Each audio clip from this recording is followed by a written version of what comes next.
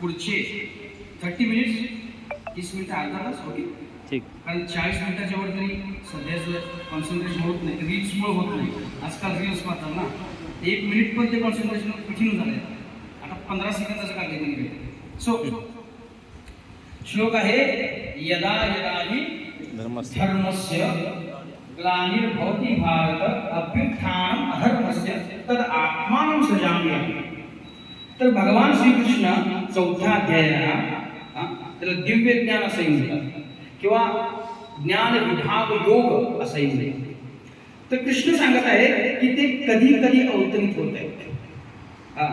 तर ते म्हणत आहेत, यदा यदा, ज्या ज्या वेळी, ज्या ज्या ठिकाणी, फक्त ज्या ज्या वेळी, ज्या ज्या ठिकाणी, यदा यदा ही धर्मस्य, धर्म आहे त्याची काय होती, ग्लानी. ग्लानी म्हणजे हानी असा अर्थ.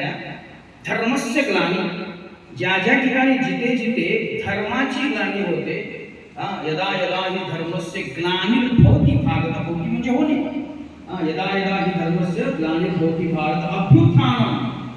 अभ्युत्थान म्हणजे वाढणे, टू ग्रो. अभ्युत्थानम् काय, अधर्मस्य, ज्या ठिकाणी अधर्माचं वर्चस्व होतं, हे अर्जुना, तद आत्मानं सृजाम्यहम्, त्यावेळी मी प्रकट होतो. जन्म घेतो असं नाही, प्रकट होतो. कारण भगवंतांचा जन्म घेणं आणि न घेणं सेमच आहे. तर प्रश्न असा येतो, धर्म म्हणजे काय? धर्म म्हणजे काय? सिंपल आहे. धर्म म्हणजे obedience to God, obedience to instructions of God. भगवंतांच्या ज्या सूचना आहेत त्याला धरून राहणं, त्या पद्धतीनं वागणं, दॅट इज धर्म. OTG, ओबिडियन्स टू गॉड, 3 शब्द. आणि अधर्म म्हणजे काय की भगवंतांच्या ज्या सूचना आहेत, उद्देश आहेत, त्याला धरून न वागणं, दॅट इज अधर्म. रिलिजन अँड इररिलिजन असे शब्द. मग प्रश्न असा येतो की धर्म कोणासाठी आहे? For whom the religion is there. कोणासाठी आहे? प्राण्यांसाठी धर्म आहे धर्म का प्राणी धर्म तोडतात? भगवद्गीता आहे हे कोणासाठी आहे? मनुष्यांसाठी आहे. इथे सगळे मनुष्य आहे, प्राणी तरी कोण नाही आहे, आणि जे नाहीत ते प्राणी आहेत म्हणायला पाहिजे. मग isn't it? तर प्राण्यांसाठी धर्म नसतो, धर्म असतो मनुष्यांसाठी. मग काय फरक आहे प्राण्यांमध्ये आणि मनुष्यांमध्ये? काय असा फरक आहे? फक्त स्ट्रक्चर एक वेगळं आहे. Otherwise what is the difference between animal and human, असा प्रश्न यायला पाहिजे. कारण धर्म कोणासाठी आहे? मनुष्यांसाठी आहे. धर्माची ग्लानी झाल्यावर भगवंत येत आहे. प्राणी धर्माची ग्लानी करत नाहीयेत, हानी करत नाहीये, मनुष्य करतो. मग मनुष्यांसाठी धर्म असेल, प्राण्यांसाठी का नाहीये? काय असा फरक आहे मनुष्यांमध्ये आणि प्राण्यांमध्ये? महाभारत सांगतो. महाभारत सांगतो काय फरक आहे, लक्ष द्या. आहार, निद्रा, भय, मैथुनंच सामान्य. सामान्य मीन्स कॉमन. कॉमन काय कॉमन आहे? आहार, इटिंग, आहार. मनुष्यही खातो, प्राणी कुत्रा मांजरही खातं, पण मनुष्य म्हणू शकतो, हो आम्ही छान 4 BHK फ्लॅट्स मध्ये टेबलावरती छान बांधून खातो, कुत्रा काय रस्त्यावरती खातो. तो फरक आहे. पण सर टेबलावरती बसून खा, नाही तर कुत्रा रस्त्यावरती खाऊ दे, खाण्याचा आनंद सेम आहे. असं नाही आहे की तुम्ही पॅराटेबल डिशेस खाताय, पनीर खाताय किंवा अजून काही खात असाल, मला आनंद जास्त मिळतो. कुत्रा मात्र रस्त्यावरती खातो, त्याला सेम सेम. आहार कॉमन आहे. निद्रा, निद्रा स्लीपिंग, मनुष्यही झोपतो, कुत्रा मांजरही झोपतो. मनुष्य म्हणे मी छान 4 मॅट्रेसवरती झोपतो आणि शांत बंगल्यामध्ये. कुत्रा मांजर रस्त्यावरती कुठेही झोपतात. पण सर मनुष्य ज्यावेळी एका मऊ गादीवरती झोपतो त्यावेळी त्याला माहित नसते की तो गादीवरती आहे का रस्त्यावरती आहे. आणि कुत्रा ज्यावेळी रस्त्यावर झोपतो ना, त्यालाही माहित नसतं की तो रस्त्यावरती आहे का गादीवरती आहे, पण झोपण्याचा आनंद सेम आहे. आहार, निद्रा, भय, फिअर, प्रत्येकाला भीती आहे. कुत्र्या मांजराला भीती असते, आपल्यालाही भीती असते. इव्हन मुंगी जरी झालं ना तर मुंगीला तुम्ही टच कराल तर ती पण घाबरते, ती बघते मला वाट कुठून मिळते का, घाबरते. तर भय प्रत्येकाला आहे, म्हणून प्रत्येक जण स्वतःला भयापासून वाचवण्याचा प्रयत्न करत आहे, but by different methods, by different weapons. मनुष्य काय करेल, चाकू किंवा बंदूक किंवा फार मोठे मोठे रॉकेट्स वगैरे जे आहे त्याचा वापर करेल स्वतःचं भयापासून रक्षण करण्यासाठी. आणि कुत्रा, मांजर, सिंह काय असेल तो नखांचा वापर करेल. पण सर टेंडन्सी, प्रवृत्ती सेम आहे. तुम्हालाही भय आहे, त्यांनाही भय आहे, तेही डिफेंड करतात, तुम्ही डिफेंड करता. आहार, निद्रा, भय, लास्ट आहे मैथुन, सेक्स लाईफ. कुत्र्या मांजरांनाही आहे, आपल्यालाही आहे. सेक्स लाईफ म्हणजे भोग करण्याची प्रवृत्ती. कुत्रा मांजरी भोग करतात, आपणही करतो. तर व्हॉट इज डिफरन्स? महाभारत सांगतो. आहार, निद्रा, भय, मैथुन यांचे सामान्य कॉमन आहे. एकतद पशुभिर नराना. पशु म्हणजे पशु, नर म्हणजे ह्युमन बीइंग. हे चारही गोष्टी कॉमन आहे. Then what is difference? Mahabharata. आहार, निद्रा, भय, मैथुन यांचे सामान्य एकतद पशुभिर नराना धर्मो हि तेषां. धर्म ही अशी गोष्ट आहे ना जी माणसाला सुपिरियर बनवते, पण कधी जर पालन केलं तर. धर्म ही अशी गोष्ट आहे ना की जी मनुष्याला काय करते, सुपिरियर बनवते. आणि म्हणून जर व्यक्ती धर्माचं पालन करत नसेल, धर्मो हि तेषां अधिक विशेषो धर्मेन हीन, जर त्याच्याकडे धर्माचं पालन जर तो करत नसेल, हीन, तर काय, पशुभीर समान, as good as animal, as good as animal. मग जो व्यक्ती धर्म रहित आहे ना तो ॲनिमल, पशुच आहे, बट इन पॉलिश्ड सोशलाइज्ड वे,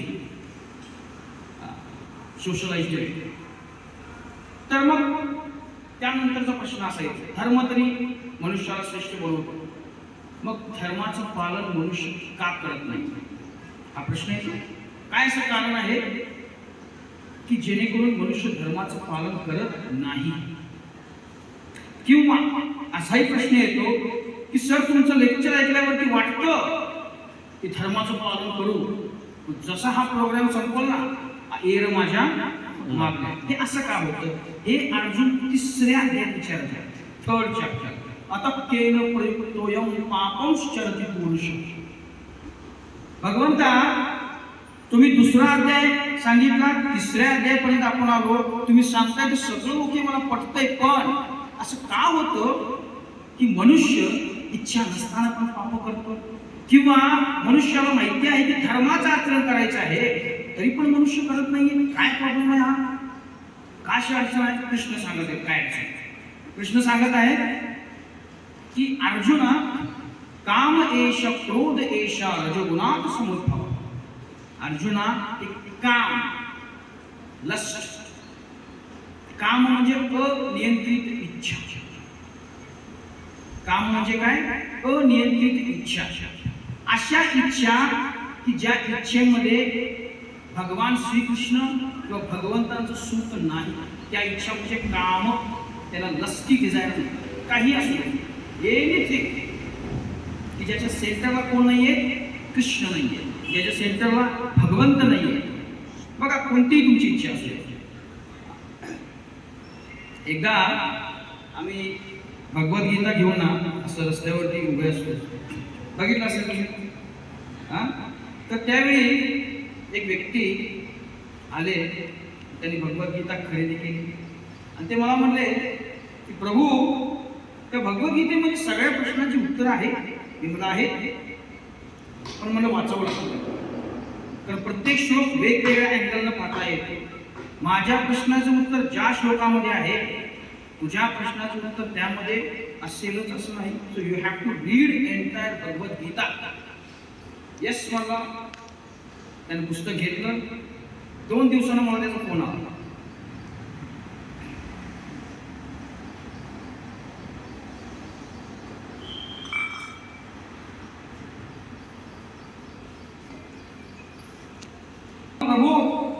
मी म्हटलं काय पैसा टिकत नाही आता, काय उत्तर आहे सर? भरपूर पैसा रोज मला इतका पगार आहे पण पैसा हातात टिकत नाही, त्याचं काय उत्तर? त्याला म्हणलं सर असं आहे, म्हणलं त्याचं उत्तर आहे काम अनियंत्रित इच्छा. 700-800 दिवसा पगार आहे ना, 700-800 पगार आहे ना, 700-800 काय ती पृथ्वी जरी विकून त्याचे पैसे बँकेच्या अकाउंट मध्ये टाकले ना तरी तो पैसा पुरणार नाही. का पुरणार? हो नाही पुरणार. का? अनियंत्रित इच्छा. जितका या जगात संपत्ती आहे, जितका पैसा आहे, त्याच्यापेक्षा माणसाच्या इच्छा जास्त आहे. त्याच्यामुळे प्रॉब्लेम आहे. हा काम आहे अनियंत्रित इच्छा. आणि या अनियंत्रित इच्छा जर पूर्ण झाल्या, कोणतीही इच्छा पकडा, त्या अनियंत्रित इच्छा जर पूर्ण झाल्या तर होतंय काय? माणूस लोभी बनतो. Yes, I want more, I want more, I want more. आणि जर नाही झाल्या तर होतं काय? काम ईर्ष्या, क्रोध ईर्ष्या, क्रोध अँगर, राग येतो. रागाची व्याख्या माहिती आहे? राग म्हणजे काय? हाऊ कॅन यू डिफाईन अँगर? राग आपल्या इंद्रिय तृप्तीमध्ये, इंद्रिय तृप्ती कळतं, सेन्स ग्रॅटिफिकेशन. तुम्हाला एखादी इच्छा आहे, ती भोग करण्याची इच्छा आहे. आपल्या इंद्रिय तृप्तीमध्ये येणाऱ्या अडचणीस होणारी प्रतिक्रिया, दॅट इज राग, अँगर. तर काम ईर्ष्या, क्रोध ईर्ष्या, तो क्रोध येतो.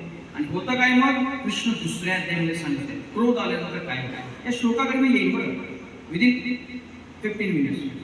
तर कृष्ण सांगत आहेत काय होतं. क्रोधात भवती समोह. ज्यावेळी क्रोध होतो त्यावेळी काय होतं? समोह. पर्सन गेट्स बिविल्ड, कन्फ्यूज होतो, काय करायचं कळत नाही. क्रोधात भवती समोह. समोहात, समोह झाल्यामुळे काय होतं? बिविल्डरमेंट झाल्यामुळे स्मृतीभ्रम, मेमरी लॉस होतो. मनात इच्छा हजार आहे.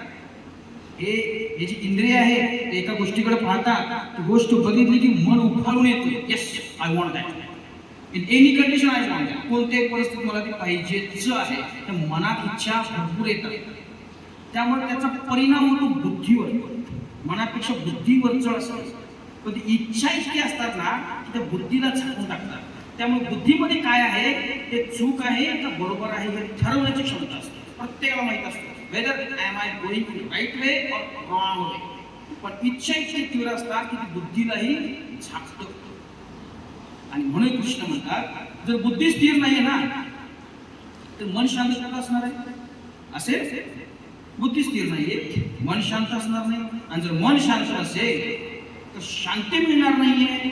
कुठं शांती? आणि शांतीत जर आपल्याला नसेल कुठं सुखम, सुख कुठलं मिळणार? प्रत्येक व्यक्ती या जगामध्ये सुखाच्या शोधात आहे की नाही? आहे.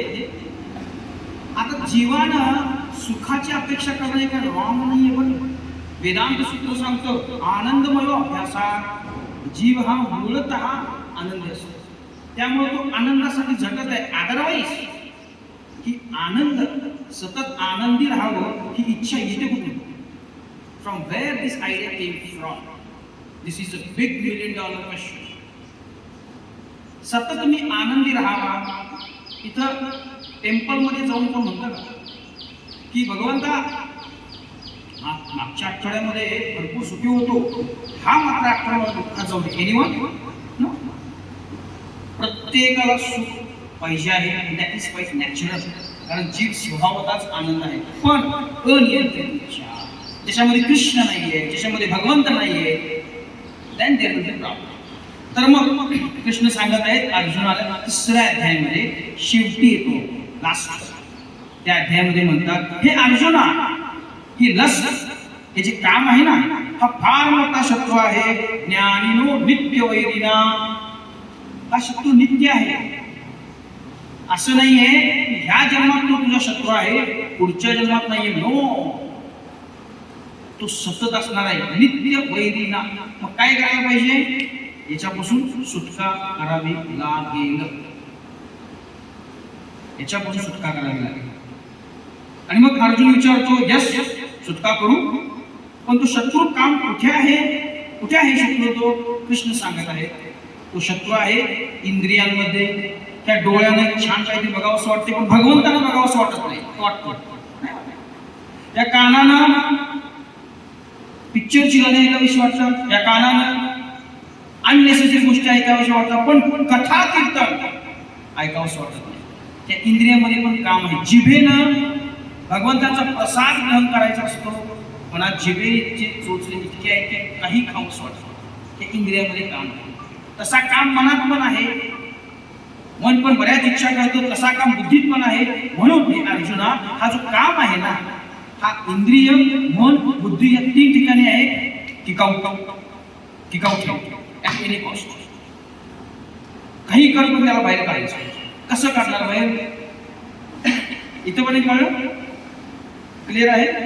धर्म यदा यदा ही धर्मस्य, धर्म काय आहे ते बघितलं. मनुष्य फक्त धर्माचं पालन करू शकतो हे बघितलं. आणि मनुष्य धर्माचं पालन का करत नाही? काम, अनियंत्रित इच्छा, त्याच्यामुळे धर्माचं पालन करू शकत नाही. आणि पुढं आलो, अर्जुनाला सांगायचं कृष्ण की हा जो काम आहे हा कुठं आहे? मन, बुद्धी आणि इंद्रियामध्ये आहे, आणि याला बाहेर काढायचं आहे. मग कसा काढणार बाहेर? कृष्ण सांगत आहे शेवटचा श्लोक 3ऱ्या अध्यायामध्ये. ते म्हणत आहे, अर्जुना बुद्धीचा वापर कर. हे जाण, तू हे जाण, इंद्रिय आणि पराराहुल. इंद्रिय जे आहे, मन जे आहे, इंद्रियांपेक्षा वर आहे. बुद्धी मनापेक्षा सुपेरियर आहे. आणि तू म्हणजे जीव म्हणजे आत्मा, हा त्या बुद्धीपेक्षाही वरचा आहे. त्यामुळे आत्म्याचे लेवल स्थित हो आणि जाण की ह्या ज्या अनियंत्रित इच्छा काम आहे त्या तुझ्या नाही. Try to understand this. Develop spiritual intelligence. आध्यात्मिक ज्ञानाचा विकास कर, आध्यात्मिक बुद्धी बनव. त्यानं काय कर? त्या काम रूपी शत्रूला विजय मिळेल. That's all. हे क्लिअर आहे? क्लिअर आहे. म्हणजे आपल्याला आध्यात्मिक बुद्धी लागेल. आता आध्यात्मिक बुद्धी हवी असेल तर आध्यात्मिक ज्ञान लागेल का नाही? आणि आध्यात्मिक ज्ञान अर्जुन म्हणतो, Krishna I don't have transcendental knowledge. माझ्याकडे आध्यात्मिक ज्ञान नाही. कृष्ण म्हणतात ओके, आय शॅल गिव्ह, मी तुला देतो. म्हणून मग 4था अध्याय उपर होतो दिव्य ज्ञान. आता कृष्ण अर्जुनाला सांगत आहे, अर्जुना हे जे दिव्य ज्ञान आहे हे पूर्वी मी सूर्यदेवाला दिलं. सूर्यदेवाने ते मनुला दिलं, मनुने ते इक्ष्वाकुला दिलं. इक्ष्वाकु म्हणजे सूर्यवंश. एक असतो सूर्यवंश आणि एक असतो चंद्रवंश. यदुवंश म्हणतात, यादव म्हणतात, की ज्याच्यामध्ये कृष्ण अवतरले आहेत. तर कृष्ण सांगत आहे, अर्जुना हे जे भगवद्गीतेचं ज्ञान आहे ते मी सूर्यदेवाला दिलं, सूर्यदेवाने ते मनुला दिलं, मनुने ते इक्ष्वाकुला दिलं. आणि असं हे ज्ञान परंपरेतून चालत येत आहे. एवं परंपरा प्राप्तम इमं राजर्षयो विदुः. पण झालं काय? सकालेने हमता, काळाच्या ओघात योगो नष्ट पडून ते ज्ञान नष्ट झालं. आणि म्हणून हे ज्ञान तुला मी परत देत आहे, रिपीट करत आहे. गुरु शिष्य गुरु शिष्य गुरु शिष्य अशी परंपरा असते. पण अर्जुना काळाच्या ओघात हे नष्ट झालेलं आहे आणि म्हणून मी ते तुला परत देत आहे. अर्जुनाचा प्रश्न, मलाच का देत आहे? मला का देत आहे? कृष्ण सांगत आहेत, कारण का भक्तोसी मे, यू आर माय डिवोटी. तू माझा भक्त आहे. सखा चेती, तू माझा मित्र आहे. प्रवक्ष्यामि अनसूयवे, कारण तू माझा द्वेष करत नाहीयेस, म्हणून हे ज्ञान तू जाणू शकशील. म्हणून भगवद्गीता समजायची असेल ना, कृष्ण सांगितले इलिजिबिलिटी काय आहे? सांगणार भगवंतांचा भक्त पाहिजे. 90%. तर ते हृदयामध्ये जाईल, तर त्या हृदयाचं ट्रान्सफॉर्मेशन होईल, तर ते काम रूपी शत्रू निघून जाईल. Otherwise it is not possible. Otherwise it is not possible. मग अर्जुन म्हणतो बघा, आता या श्लोकाकडे आता आपण येतो. अर्जुन म्हणत आहे, अर्जुन क्वेश्चन रेस करते. अर्जुन म्हणतो, यस तुम्ही सांगितलं की तुम्ही हे ज्ञान सूर्यदेवाला दिले ना, but how can I believe मी कसं मानू की तुम्ही ते सूर्यदेवाला दिले? कारण तुमचा जन्म माझा जन्म जवळजवळ कंटेम्पररी आहे, सारखाच आहे. 89 वर्षाचे होते भगवान श्रीकृष्ण आणि अर्जुन, त्यावेळी ते युद्धभूमीवर. तुम्ही कसं मानू की तुम्ही हे ज्ञान सूर्यदेवाला करोडो करोडो करोडो वर्ष पहिले दिले? हा क्वेश्चन अर्जुन सुद्धा आहे की जेणेकरून कृष्ण आता सांगतील, स्वतःबद्दल सांगतील. ते पहिल्यांदा कृष्ण 4थ्या अध्यायाच्या ह्या श्लोकामध्ये सांगत आहे की ते कोण आहे, काय येतात, ते कशासाठी येतात हे सांगत आहे. आता अर्जुनाने हा प्रश्न उचलला की मी कसं मानू की तुम्ही करोडो वर्षापूर्वी ज्ञान सूर्यदेवाला दिले? कारण तुम्ही माझ्या वयाचे आहात. कृष्ण सांगत आहे बहुनी व्यतीतानी जन्मानी, तुझ्या आणि माझ्या असे कित्येक जन्म झालेले आहेत, मी ते पूर्ण लक्षात ठेवू शकतो, मला ते सर्व आठवतात, पण ते तुला आठवत नाही का? बिकॉज आय एम भगवान, मी भगवंत आहे, यू आर जीव. म्हणून जीव आणि भगवंत असतो ना, आत्मा आणि परमात्मा याच्यामध्ये भरपूर फरक असतो. जीव हा मायन्यूट असतो, जीव हा आत्मा आहे. यस, अहम ब्रह्मास्मी, आत्मा आहे. कृष्ण कोण आहे? परमात्मा. जीव ब्रह्म आहे, कृष्ण कोण आहे? परब्रह्म. तर या श्लोकाकडे येतो. कृष्ण म्हणतायत की बरेच जन्म झाले, मला आठवत आहे पण तुला आठवत नाही. त्या ठिकाणी डिफरन्स सांगायचं कृष्ण जीवामधला आणि भगवंतामधला काय आहे. त्यामुळे काही वेळेला जीव डिक्लेअर करतो आय एम गॉड, येस मी अवतार आहे. That is not possible sir.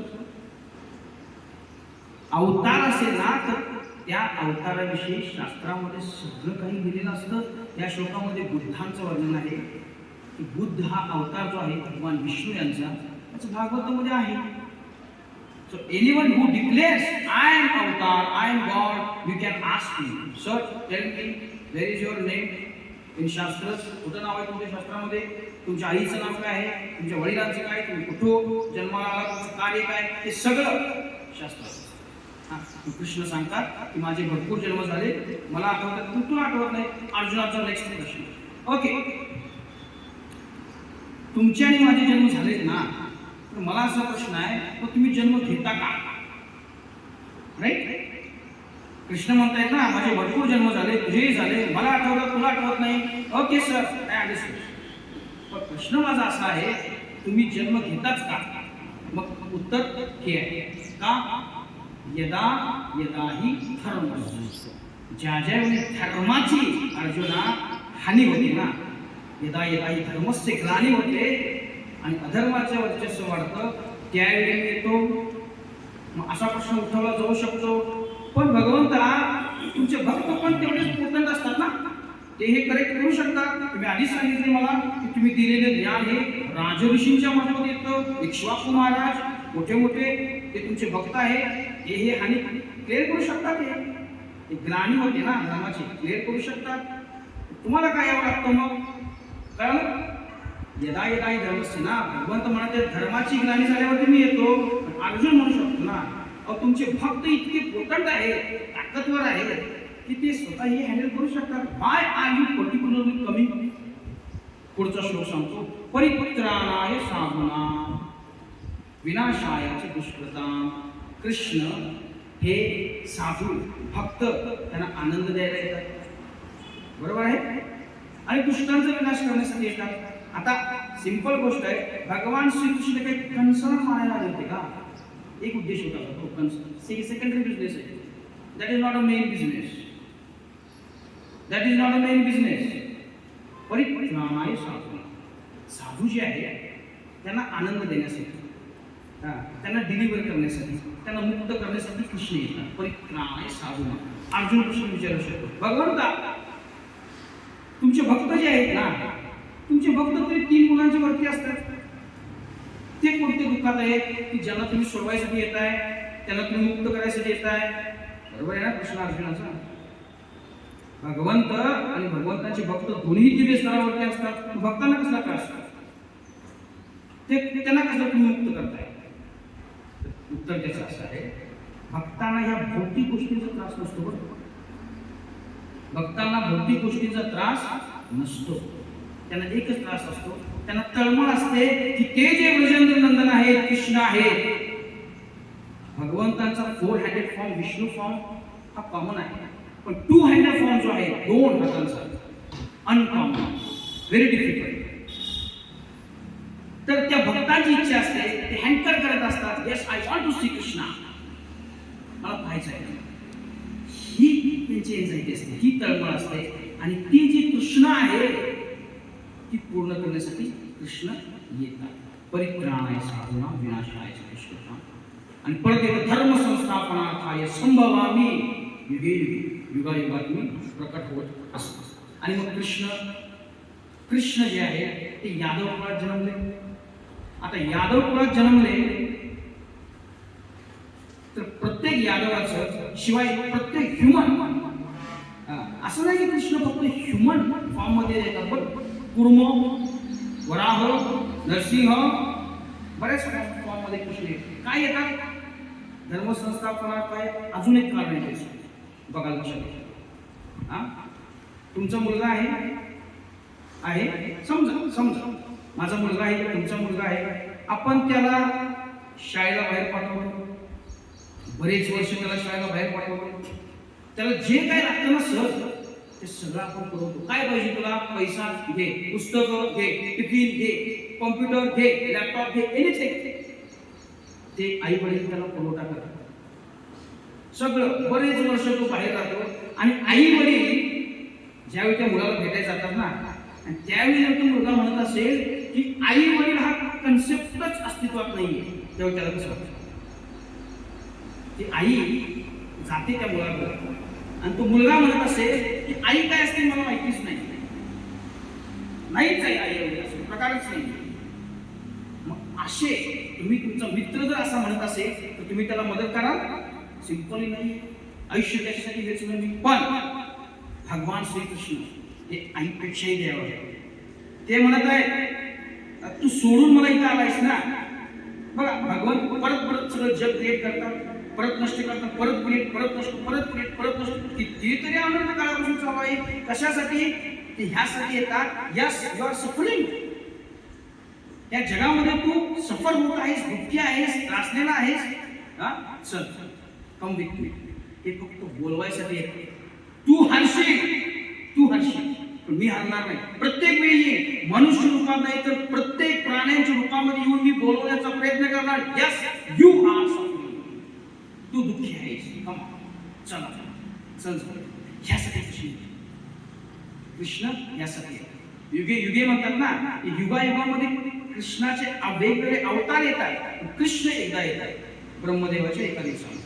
आता शेवटी पॉईंट असा आलेला आहे की कृष्ण कशासाठी येत आहे. चला, हे जग तुमच्या राहण्याच्या लायकीचं नाहीये. तुम्ही विचार करा, लहानपणापासून आतापर्यंत फक्त सुखाच्या शोधात आहे, पण सुखी आहोत का आपण, नाही आहोत. तेच कृष्ण सांगत आहे, जन्म मृत्यू जरा व्याधी दुःख दोष नाम दर्शनम. हे अर्जुना, हे जग पूर्ण दुःखाने भरलेलं आहे. पदम पदम यत विपदाम, या जगामध्ये दुःख आहे. ती जागा तुझ्या राहण्याची नाहीये. तू जे शोधत आहेस ते तुला इथे मिळणार नाहीये. तुला पाहिजे आहे हिरा, पण तू जात आहेस किराणा मालाच्या दुकानात. That is impossible. Yes come. तरी आपण ऐकत नाही आहोत, जात नाही आहोत, धर्माचं पालन करत नाही आहोत. मग काही वेळेला काय होतं, कृष्ण येतात किंवा काही वेळेला त्यांचे भक्त पण येतात. मेसेज हाच. येस, हे जग राहण्याच्या लायकीचं नाही, आपल्याला जायचं आहे. बघा संत तुकाराम महाराज, माहिती आहे संत तुकाराम महाराज, संत विराट, सो मेनी संत, एकच भगवंता बाबतीत प्रेम डेव्हलप करतो. आता प्रश्न येतो, इथंच काय येतात ते भारतातच, भगवंत भारतातच. नो सर, तुम्ही कुठेही बघा, इकडे तिकडे वेगळ्या फॉर्मॅटमध्ये येईल, पण मेसेज तोच आहे. भगवंतावरती प्रीती, प्यार, प्रेम, शब्द वेगळे आहेत पण मेसेज एक आहे. बरोबर आहे. आणि मग भगवंत येतात हा धर्माचा संदेश घेऊन, नाही तर त्यांचे भक्त, शुद्ध भक्त येतात, जसे संत तुकाराम महाराज किंवा श्रील प्रभुपाद. आणि ज्यावेळी भक्त येतात त्यावेळी संदेश पण तोच असतो. म्हणून तुकाराम महाराज माहिती आहेत सगळ्यांना, तुकाराम महाराज ज्यावेळी वैकुंठाला निघाले ना, तर काय म्हणले ते, आम्ही जातो आमच्या गावात. कुठलं गाव आहे ते? गाव कोणतं ते सांगतात. कुठून आले? आम्ही वैकुंठवासी आलो याचे कारण असं, धर्माचे पालन करणे पाखांड खंडन. यस, मी वैकुंठातून आलो आहे. कशासाठी? धर्माचे पालन. यदा यदा ही धर्मस्य. तुकाराम महाराज म्हणत आहेत धर्माचे पालन. Same, no change. ते म्हणत आहेत आम्ही जातो आमच्या गावा, आमचा राम राम घ्यावा. हेच आमची तुमची भेटी, हीच भेट आमची तुमची शेवटची आहे. येथून या जन्म तुटी, कारण मी धामात चाललेलो आहे, परत मी इकडे येणार नाहीये. आणि कृष्ण ते सांगत आहेत जर धर्माचं पालन कराल, यद गत्वान निवर्तन्ते तद धामम परमं, परत यावं लागणार नाही तुम्हाला एकदा तुम्ही त्या धामाला पोहोचल्यानंतर. तुकाराम महाराज तेच सांगत आहेत. आता तुकाराम महाराज म्हणतात येता निज धामी कोणी, विठ्ठल विठ्ठल बोलावानी, विठ्ठल बोलावानी, विठ्ठल विठ्ठल बोलावानी. धामाला कोण येतं का? ज्याला ह्या दुःखद परिस्थितीतून बाहेर यायचं आहे, धामाला यायचं आहे, पण येतं का? त्यानं काय करा? विठ्ठल विठ्ठल विठ्ठल वाणी बोला. विठ्ठल कृष्ण एकच आहे, द्वारकाधीश कृष्ण आहे विठ्ठल म्हणजे. आणि शेवटी तुकाराम महाराज सांगतात राम कृष्ण मुखी बोला, तुका जातो वैकुंठाला. काय म्हणजे ते? राम कृष्ण मुखी बोला. राम कृष्ण फक्त नाव घ्या, हेच त्यांनी संदेश सांगितलेला आहे. कृष्ण इथे सांगत आहे सर्व धर्मान परित्यज्य, सगळ्या गोष्टीचा त्याग कर. माम एकम, मला शरण ये. एकम म्हणजे नामेकम, माम एकम काय आणि नाम एकम काय? एकच आहे. भगवान श्रीकृष्णांच्या नामाचा आधार घेणं म्हणजे एकच आहे. तुकाराम महाराज तेच सांगत आहेत रामकृष्ण मुखी बोला. म्हणून 500 वर्षापूर्वी हेच कृष्ण चैतन्य महाप्रभूच्या रूपामध्ये आले बंगालमध्ये, आणि त्यांनी हरे कृष्ण महामंत्राचा प्रचार प्रसार केला की जे तुकाराम महाराजांनी सांगितलेलं आहे रामकृष्ण.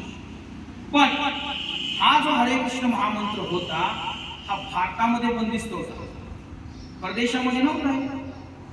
पण महाप्रभूंनी, चैतन्य महाप्रभूंनी म्हणजेच कृष्ण, त्यांनी भविष्यवाणी केली होती की भविष्यामध्ये एक माझा सेनापती येईल की जो या हरिनामाचा प्रचार पूर्ण जगभर करेल. आणि मग 1892 साली केदारनाथ दत्त म्हणजेच वैष्णव आचार्य भक्ती विनोद ठाकूर यांनी त्यांच्या एका लेखामध्ये लिहिलं होतं, कधी तो दिवस येईल की ज्यावेळी युरोपियन, रशियन, अमेरिकन हातात करताल मृदंग घेऊन जय सच्चिदानंद जय सच्चिदानंद हरे कृष्ण महामंत्राचं उच्चारण करतील. कारण महाप्रभूंनी कृष्णाने सांगितलेलं आहे माझा एक सेनापती येऊन ह्या हरे नामाचा सगळीकडे प्रचार करेल. आणि मग 1896 साली त्याने एक पुस्तक लिहिलं इंग्लिशमध्ये, आणि ते पुस्तक त्यांनी परदेशात पाठवलं.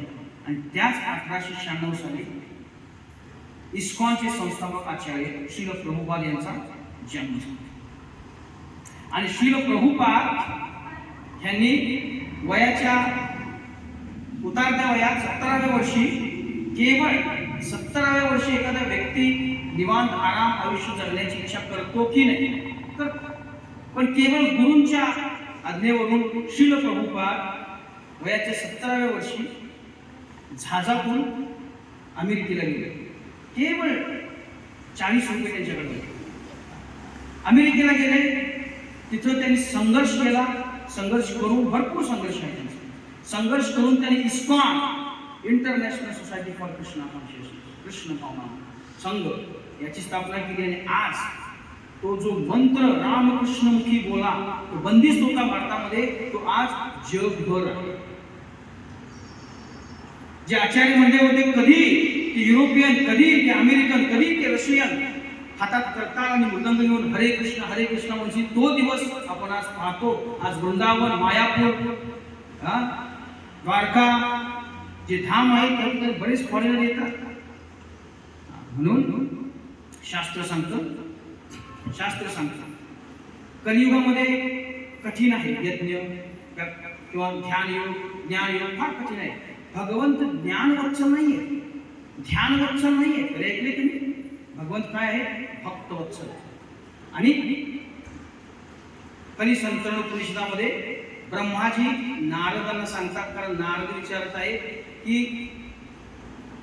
कलियुगामध्ये मार्ग काय आहे भगवंत प्राप्तीचा, तर ते सांगत आहे हरे कृष्णा कृष्ण कृष्ण हरे हरे, हरे राम राम राम हरे हरे, इति षोडशकम नाम, हे 16 अक्षरी मंत्र, इति षोडशकम नाम कली कल्मशनाशन, कलीमध्ये जितके काही कल्मश आहेत त्याचा नाश करते. इति षोडशकम नाम कली कल्मशनाशनम, नाता परतरोपाय, कोणताही उपाय सर्व वेदेषु दृश्यते, कोणत्याही वेदामध्ये दिसत नाही. म्हणून हरेर नाम इव केवलम, हरीचं नाम हा केवळ एकमेव मार्ग आहे कलियुगामध्ये. हरेर नाम इव केवलम कलव, कलियुगामध्ये नास्तेव गती अन्यथा, अजून कोणताही मार्ग नाही. म्हणून शेवटी कन्क्लुजन मध्ये हे येतो आपण, यदा ही धर्मस्य, ज्यावेळी जिथे धर्माची हानी होते आणि अधर्माचं वर्चस्व वाढतं, हे अर्जुना मी स्वतः येतो किंवा त्यांची शुद्ध भक्त येतात. एकच उपदेश असतो की परत या, बाकी काही नाही. जीवनाचा उद्देश एकच आहे, ह्या भौतिक जगामधून की जिथं दुःख आहे, जन्म आहे, मृत्यू आहे, वार्धक्य आहे, डिसीज आहे, त्यातून उठून आपल्याला भगवंतांच्या धामी जायचं आहे. आणि काही वेळेला ते स्वतः येतात, मग ते यादव कुळात येतील, नाहीतर मग बंगालमध्ये येतील, पण येतात किंवा त्यांचे शुद्ध भक्त येतात. संदेश एकच असतो, जसं तुकाराम महाराज, श्रील प्रभुपाद, आणि तो संदेश काय आहे, हरे कृष्ण महामंत्राचं उच्चार. ठीक आहे. म्हणून शेवटी मला एक सांगावं असं वाटतं, चैतन्य महाप्रभू की जे स्वयं कृष्ण आहे, कृष्ण जे यादव कुळामध्ये जन्मले, तेच कृष्ण महाप्रभू भक्ताच्या रूपात आले. त्यांची ते म्हणले होते की भारतामध्ये जितके लोक आहेत किंवा त्यांनी शास्त्रांचं घर अध्ययन करून हा मेसेज प्रत्येकापर्यंत पोहोचवला पाहिजे. म्हणून ते म्हणतात, जारे दाखो तारे कहो कृष्ण उपदेश, आमार अज्ञाय तारय देश. जो व्यक्ती दिसेल तुम्हाला, त्याला तुम्ही कृष्णाचा जो उपदेश आहे, भगवद्गीता आहे, भागवतम आहे, याचा प्रचार करा. जर तुम्ही शिकलेले असाल तर वाचून इतरांना सांगू शकताय, आणि जर शिकलेले नसाल, अडाणी असाल, सिंपली सांगू शकता, माय डिअर सर, चांट हरे Krishna and be happy. Thank you very much. जगद्गुरु श्रील प्रभुपाद की जय. काही प्रश्न असतील तर विचारू शकता. थँक्यू.